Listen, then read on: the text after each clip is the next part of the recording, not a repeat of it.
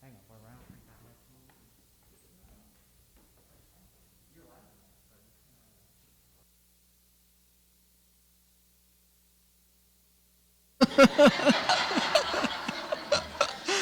Woo.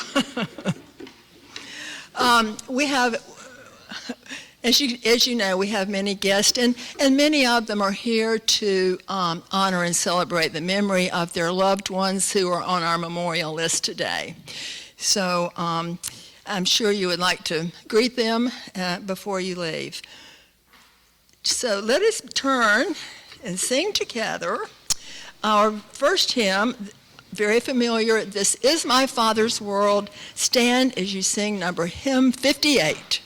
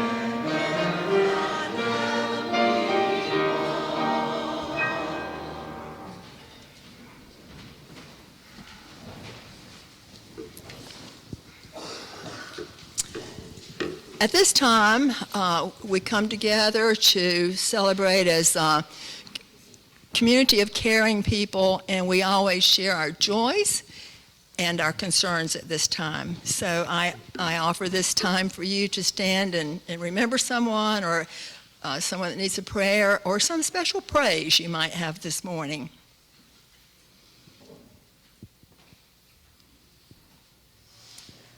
All right.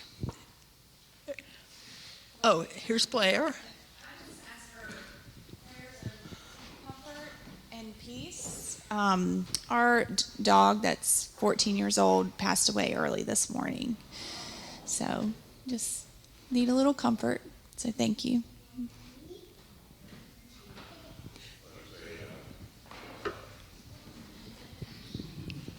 Thank you. I want to say good morning to everyone. It's such a pleasure to be out here today. And I've got to meet a friend I haven't seen in 70 years. Barbara. That would be me. Well, you were about two then. But it's such a pleasure to be out, and I'm glad to be here to enjoy. I am so glad you came, John. This is John Joyner. I knew him from my childhood.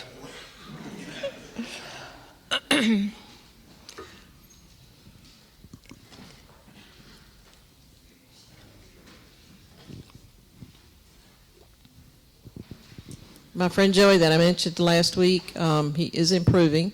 He may get to go home this week. Continue to pray for him for a full recovery. Pray for his wife, Barbara. She is trying to sell their home, move into a smaller home at the same time while she's getting ready to take care of him to bring him home to a 2-story townhome. So Barbara and Joey both need your prayers. And Benita?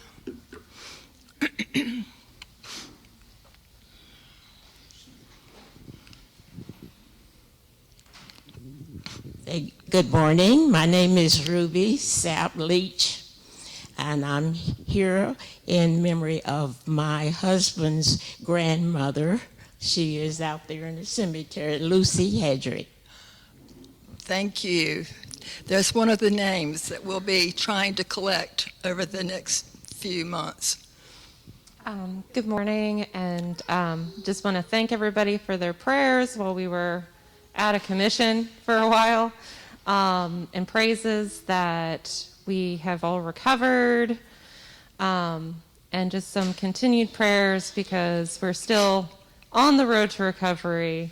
As anybody that has had a run-in with COVID knows that the exhaustion afterwards is for real.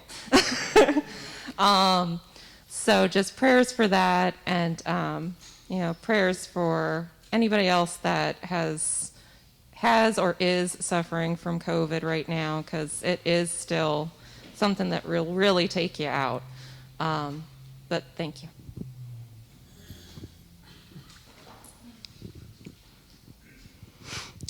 Just want to ask for your prayers for my daughter this week, who is beginning her radiation treatments. But the best thing, the best news, the good news is she does not have to have the chemo treatments. Praise God.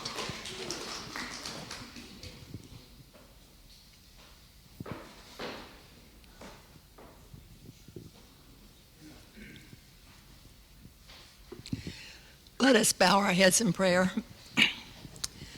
Loving God, you have heard our petitions, and you know the unspoken concerns held by many.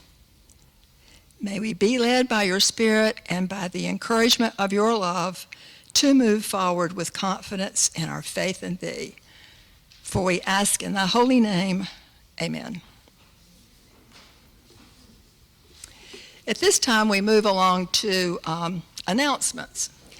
But before we do that, I'm going to say if the children would like to go to children's church, this might be a good segue time to do that. So we'll dismiss the children to go with Blair for children's church.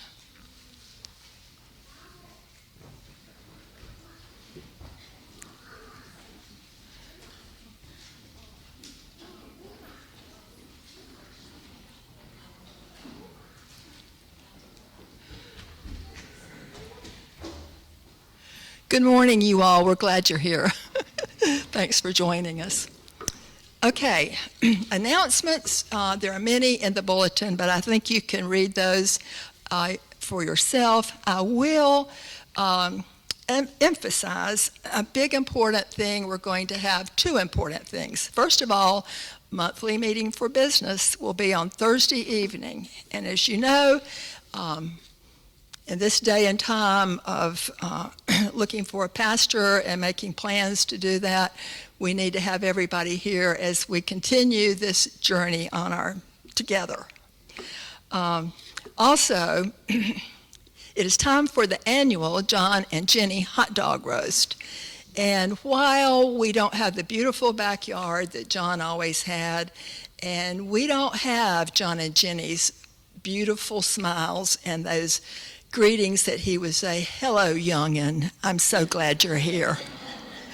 You can't duplicate that. We are going to be cheerful and happy to be together. For the first time in 3 years, we haven't had our annual hot dog roast. So it's this coming Friday night. it starts at 6 o'clock. Everything is furnished. So bring the whole family. If you have a guest that you can think of, you can bring those along too. And just bring your lawn chairs so you'll have a place to sit. And if it rains, don't worry, because we know, like last time, it poured down rain. We can have it inside and have a good time there too. So remember that. Are there any more announcements that somebody Dwight's got one.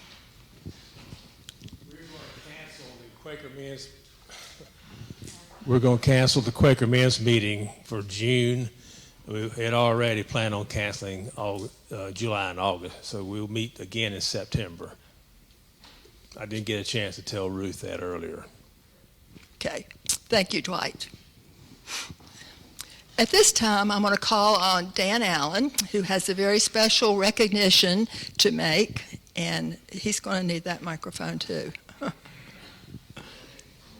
you going to come up here? Okay. That's okay. I just burned some more calories.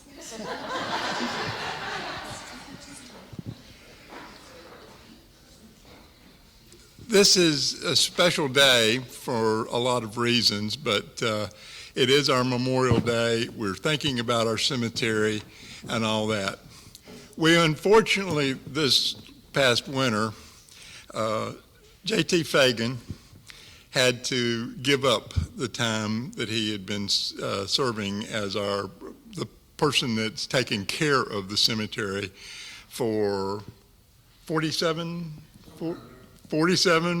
years, something on that nature. And he had been a long time, very faithful, very supportive person of our time. And we've invited him today, so if he'd come up here, I would appreciate it.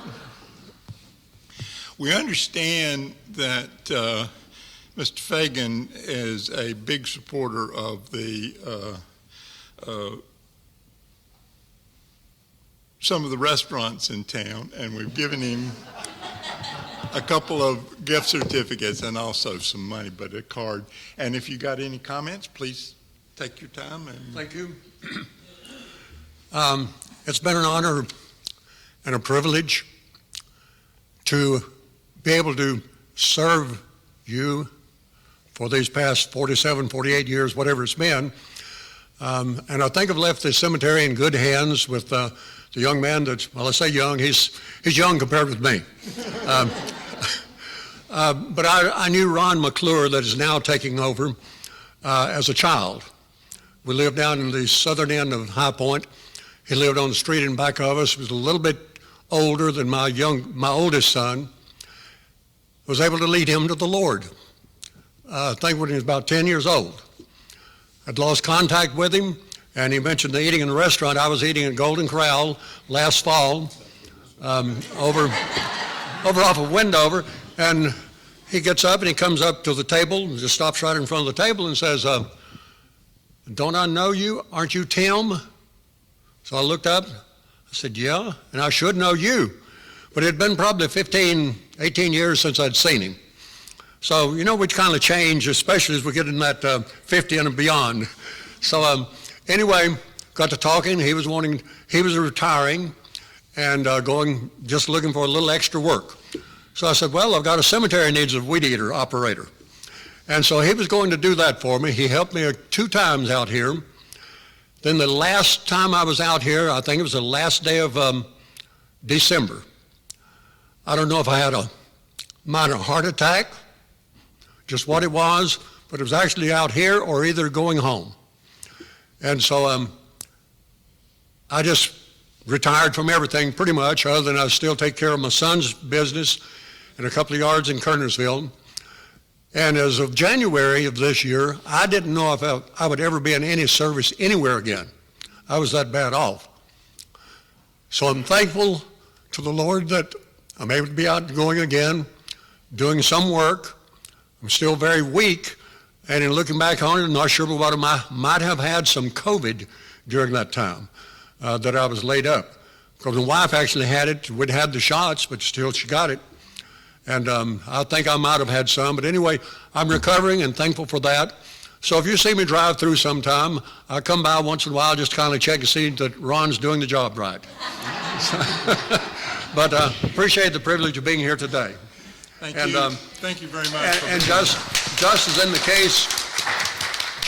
the case with Ron, as he was a child, he was unsaved. His family, for the most part, was unsaved, and was able to lead him to the Lord. And today, if you're here and you do not know Jesus Christ as your Savior, you need to let him come into your heart. For God so loved the world. For God so loved JT. For God so loved Dan. Put it personal to each one of you. If you do not know him as your Savior, you need to receive him today. Let him become your Savior and Lord. Thank you, Dan.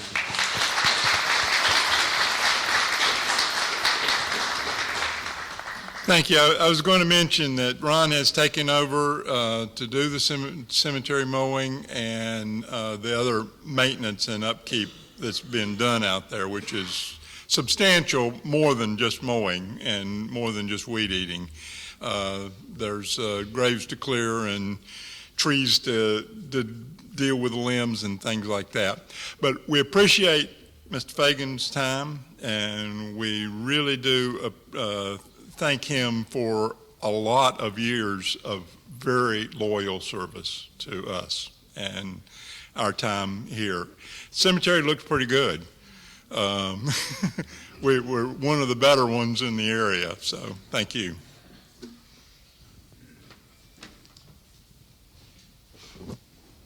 To add a personal comment, Mr. Fagan, my mother, Florence Allen, you made her life so much easier when you came on board, and she really always appreciated you.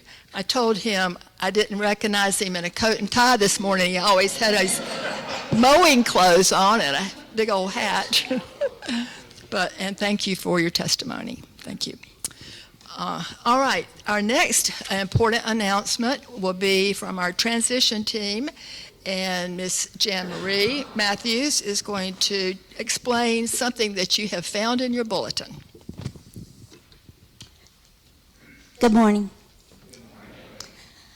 For those of you who are visiting with us today, our transition team is a team of 6 that is working on ideas and values of the church, because we are in search of a new minister. So we'd like to just let you know that, and we appreciate your prayers too as we try to continue this church. And the transition team, we're continuing to seek input around the views and what is important to Deep River Friends, and what you hold dear to your heart for Deep River Friends. Today we've included a questionnaire in the bulletin. For those of you who do not wish to carry this with you, that meaning visitors mostly, if you want to leave those behind, feel free to. If you'd like to go and use it to just think about your church, feel free to do that too. But we'd like to ask you to take time.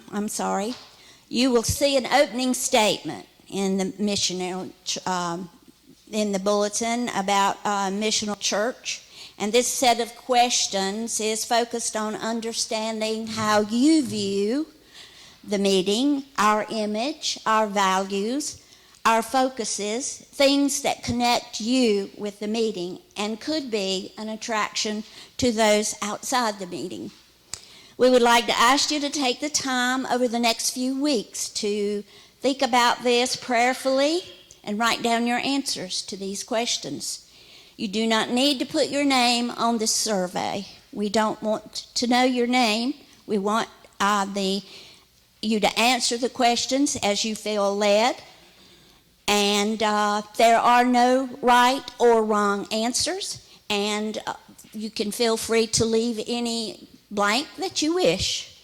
But we would ask you to please try and get these back to us, either by the offering plate or handing them to a transition team member by June the 26th. And we thank you for taking the time to give us your input. And the more we hear from you, the better off better information we will have to pass on to the people who continue on our search committee.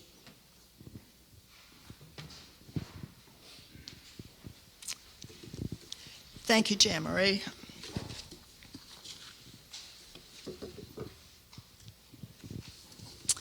At this time, we'll have our choir is singing Listen for the first time in 3 years. It is just so wonderful to be together and raise our voices, and we are so pleased to be here and offer our morning anthem.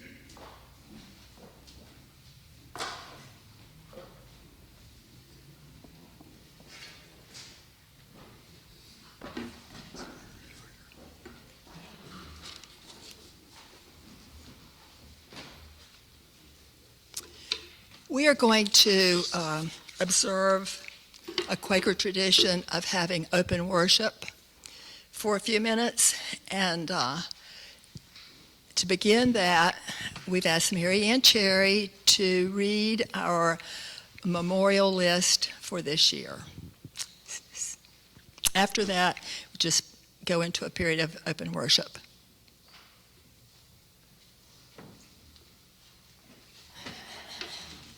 Good morning.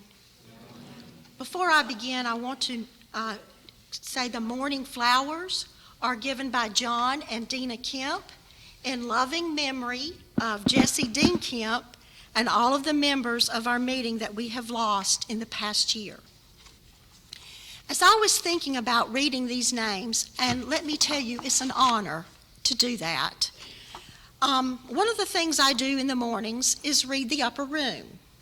And on Monday, this was in the upper room, and I thought it was appropriate, to read before I read the names. This comes from David Armstrong, and he lives in Mississippi. I've been reading the upper room on a daily basis for 35 years. It used to sadden me when I noticed an asterisk next to a writer's name. The symbol, as explained at the bottom of the page, signifies that the author passed away before the publication. What a shame, I used to think to myself. That writer never got to see their devotional in print. I don't feel that way anymore. Rather, I thank every writer daily, even those who have passed on, for what they have shared with the world. I've come to realize that what we say, do, write, and share in love with others lives on forever, even after we pass from this life to the next.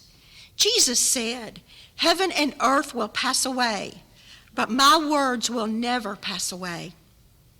How comforting it is to know, and what a blessing it is to believe, that all our good thoughts, words, and deeds live on, just like the words of Jesus do. God of forever, thank you for allowing our good deeds, thoughts, and words to continue to bless others, even after our lives on earth have ended.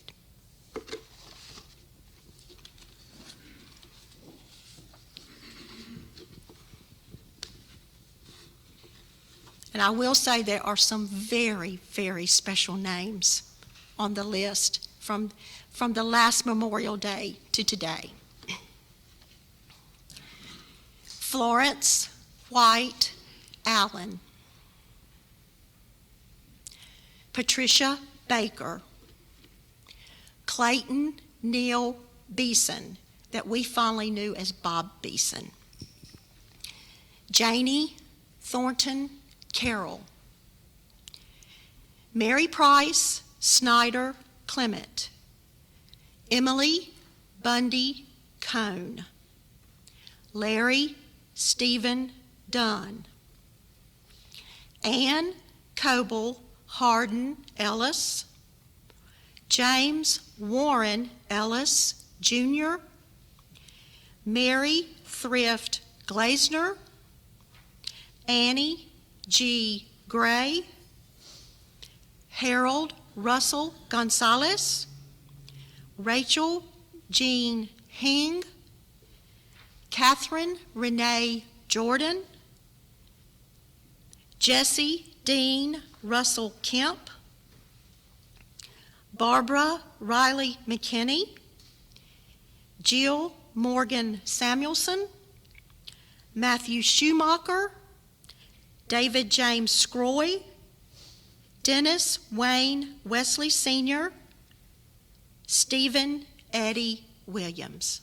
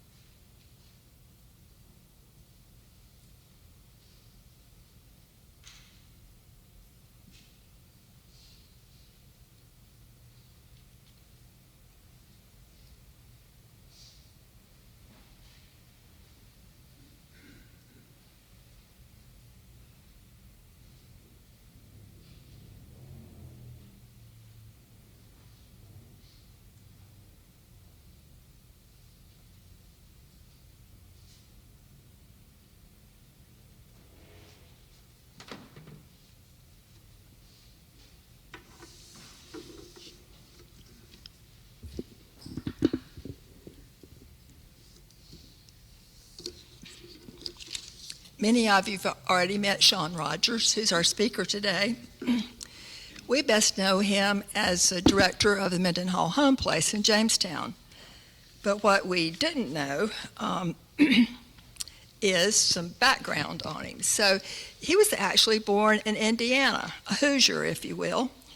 And as a young child, his grandfather, and aren't grandfathers special, instilled in him an appreciation and curiosity for history that still thrives to this day. He descends from several lines of Quakers who worshiped at New Garden, Spring, Cane Creek, and Napton Friends Meeting. In fact, he's an actual descendant of Mary Mendenhall Newland, sister to John Mendenhall, the patriarch of the Mendenhall family in Jamestown. He has a BA degree with a double major of history and political science from Indiana University and a Master of Science degree in historic preservation from Eastern Michigan University. He's worked as a museum educator at Greensboro Historical Museum, and now he's about to celebrate his 10th year as director of Mendenhall Home Place. He's married to Heather, an attorney in Greensboro, and they have a 9-year-old daughter named Rachel. Sean, you're a familiar fixture around here, especially to some of these people, and so I'm going to turn this over to you, and you tell us this fascinating story of what we've been finding in our cemetery. Do you want to take that with you, or do you want to speak from here? I'm actually more of a runner. Thank you, Barbara, and thanks to everyone for giving me the opportunity to speak about this really important project. I'm just going to briefly give you a little bit of background about my involvement here, and in particular in the cemetery. I'm going to start off by saying I've had a chance to meet some really great friends in the cemetery over the last 5 years. I've spent a lot of time, let me start from the beginning. I restored a few of the markers for the Horney family. There was the widow of Virgil Horney III contacted me and was concerned about a couple broken stones from Virgil's family, so I had a chance to put those together. And I had several people ask me about what it was I was doing and how I was doing it. And this led to a conversation with Ray Meadows. And Ray turned me loose in the cemetery restoring gravestones. And I just don't go out and start resetting and reconsolidating broken stones and cleaning them.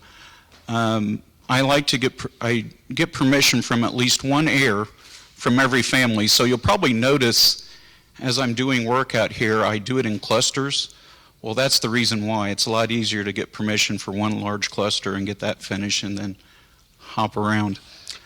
But the time I've spent in the cemetery, which by the way has become one of my favorite places of anywhere, to be honest, I absolutely love spending time out there. Even with the deer that come out in the evening, it's absolutely beautiful, especially in a day like today. You have a nice breeze. But I've met so many great friends. One of whom is right here, Tim Fagan. Great guy. And by the way, I have spent hours at a time in the cemetery, and I've seen Tim at work, and he does an excellent job. It's amazing to me how he maneuvers that vehicle in and out of those stones. But it's tremendous. And I've also had a chance to meet other friends that I probably won't be able to meet until later when the time comes. As I've restored these stones, I've had a chance to do research and learn more about the people who are interred beneath them.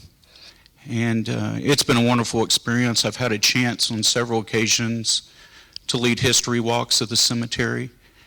And I just feel a really deep connection to this place and to the cemetery. And the more I've got to know more of you, I feel an even deeper connection to this place. And I want to thank you for that.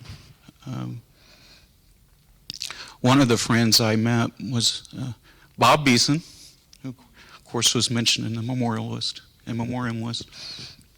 And Bob became a good friend of mine because I think he spent about as much time in the cemetery as I did, visiting the grave of his late wife and his family.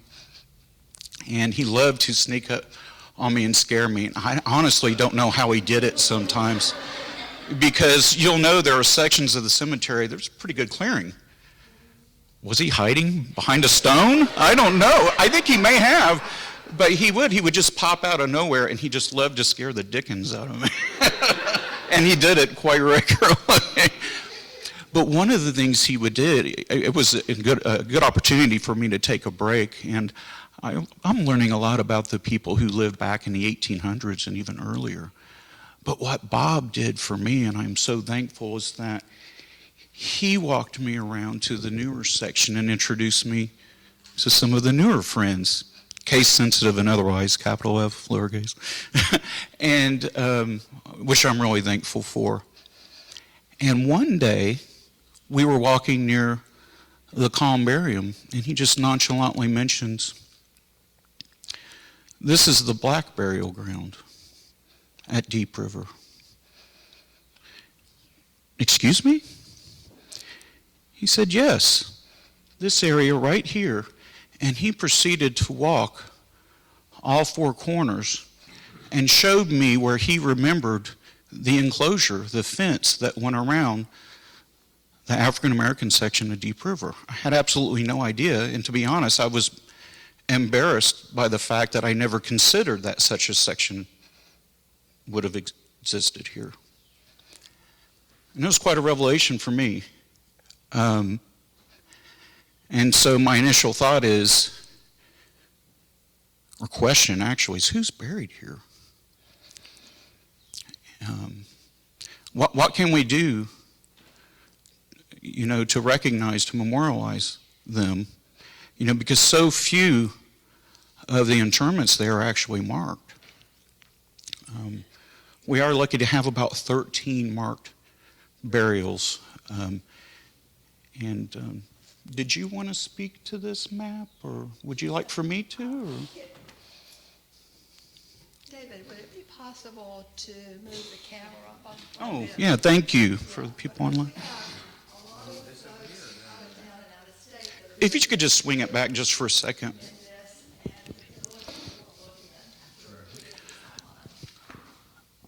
Okay. It was clear just by visually scanning the topography of the area that there are a number of burials made there. You can actually see the rows of depressions. So I got my trusty probe, which is basically a graphite rod with a metal tip on it with a T-handle, and spent several days probing for graves and found at least 100 of them. And all the time I'm having conversations with Barbara Bell about this, and I mentioned that a friend of mine is a geologist, and he had scanned local areas like part of Sandy Ridge Methodist Church in Colfax, and also the old Lindsay Cemetery at the old Robert Lindsay plantation off of Sandy Ridge, in that area, old Sandy Ridge, that is. So I was able to get in contact. His name is Keith Surimer, and he's a geologist, and he's proficient in the use of ground-penetrating radar, which is actually absolutely fascinating. Basically, the way it works, they have this thing that looks like, actually, I think in many cases it is a lawnmower body, and it has the unit on the lawnmower carriage, the body, and they push it around, and it sends energy pulses into the earth. And then it collects data based upon the intensity of the signals that are sent back and also the frequency. And it establishes millions of data points that are then converted into a scan. And what's interesting about it is you can do level by level strata scans to see where there's disturbed earth, because of course most of the ground undisturbed is relatively hard packed, it's relatively dense, So when you remove the earth, a burial is made and the earth is then returned, it's less dense, okay? And in some cases, the scan will actually pick up the coffin or burial itself. But in most cases, it shows us where that relatively loose or less dense dirt was returned upon the burial. So you can actually see what are known as burial anomalies, which are shapes of burials. And this is a rendering, a digital rendering that was created. Actually, this is just a representation of a digital rendering of the scan of the African American burial section here at Deep River. And there are 147 burial anomalies discovered. Yes, sir. 147. And thanks to Deep River Friends Meeting for funding this and really spearheading this project. It's a worthy one. The title of my speech or my presentation is Reclaimed and Recollected. Well, I kind of feel like we're in the midst of reclaiming this space for what it is and what it should be. The recollection part is going to be an ongoing process, which I'm really looking forward to, and that's in learning more about exactly who is buried here and more about them and their place in this community. Once again, I'm just exceedingly happy to be a part of this. Now, what the meeting has done recently, it has ordered 147 stainless steel lot markers. They're essentially grommets or washers at about 3.5 inches in diameter, and they're anchored into the ground with 10-inch long stainless carriage bolts. And even if these markers are somehow covered up or grown over with grass, a metal detector will quickly mark exactly where those burials are. So that in conjunction with this map and also with recorded GPS coordinates for each burial, these burials will essentially be documented in perpetuity as long as there's someone around who cares to keep and maintain these records. And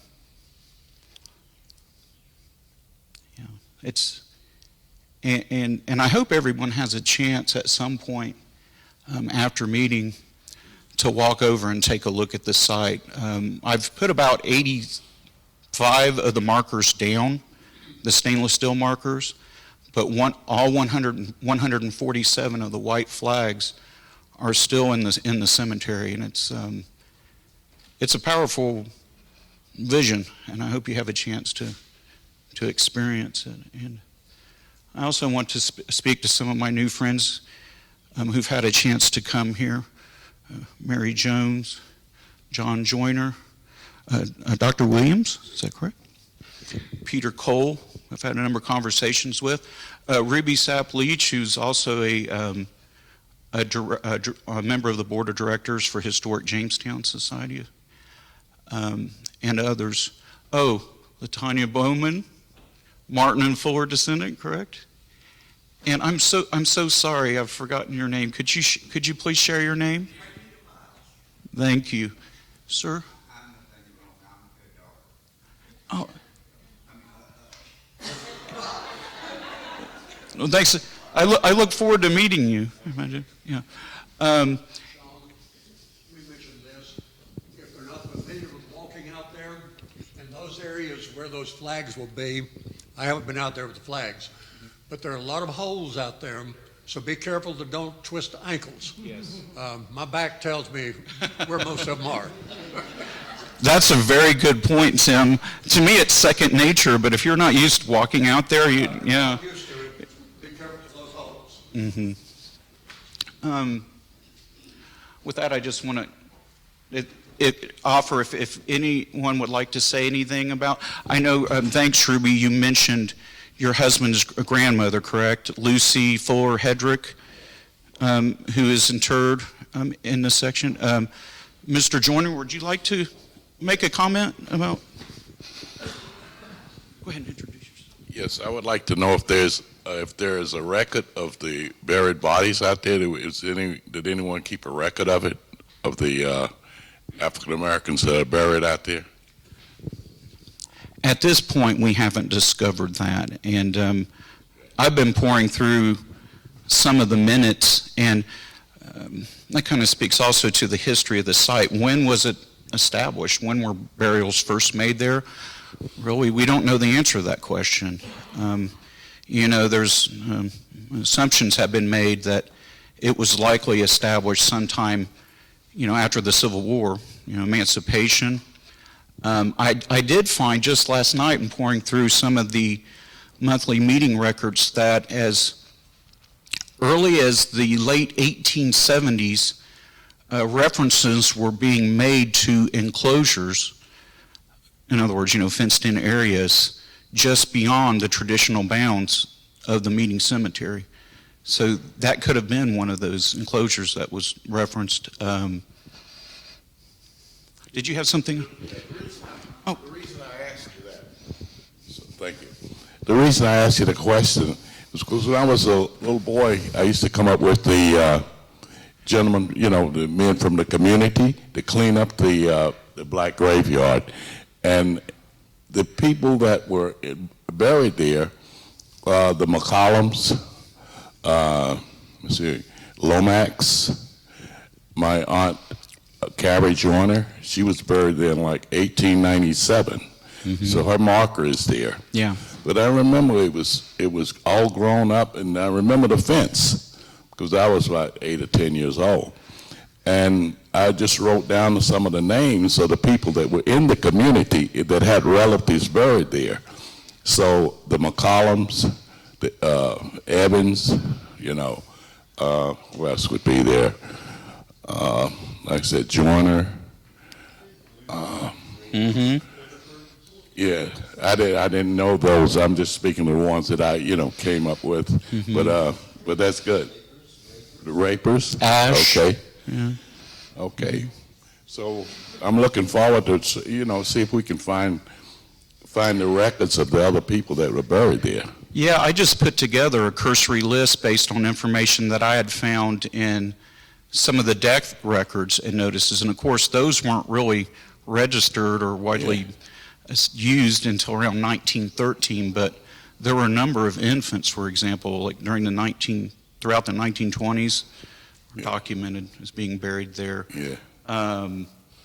And since I put together this cursory list, we've had like 5 or 6 more names added, just based on the memories of families, in the area. And that's one of the things I think has been absolutely amazing is, I think I spoke with Ruby about this first, and then I spoke to Lucille Clausen and other people, and the next thing you know, this network is just reveals itself. And I think that's what's really going to help us identify a lot of the people who are interred here. So that's what I'm looking forward to in the near future, is exploring those things. And thank you so much. I appreciate it.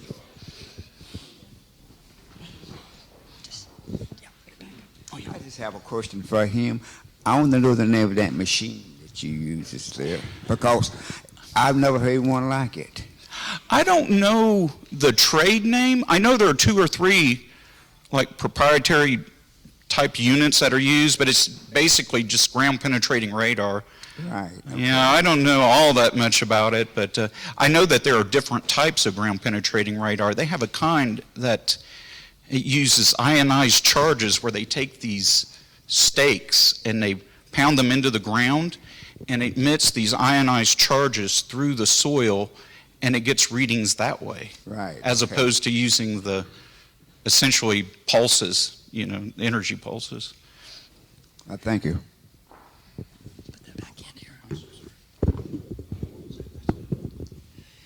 One of the first things that happened that got us started on this project was Kermit Cole's nephew, Jack, I had gotten in touch with him about a newspaper article concerning his dad, and he and I began to talk, and he said, I wish somebody would clean up the grave marker for my great-grandmother, Mary Raper. And so I talked to Sean about it, and he said, I think I can find that. Well, when we went out to look at it, it was just black with all of the aging that happens since 1904, and I couldn't even read the name. So Sean has cleaned that up into the most beautiful white marker with her name on it, and so that kind of started, and then after that, right about the same time, Bobby Beeson had said something to Sean that, kind of tweaked his imagination. So, folks, this is going to be an ongoing project for us. I mean, it's not going to happen overnight, but we do want to have at least a roster of family names that you all can supply to us, because as far as we know, the Deep River Monthly Meeting did not keep records of the black burials. So I'm pretty sure that's not going to be found. But we do know that it's important to us, and we've always maintained it, kept it, and revered it. So please know that in your heart. Anything else? Add something. Okay, one more.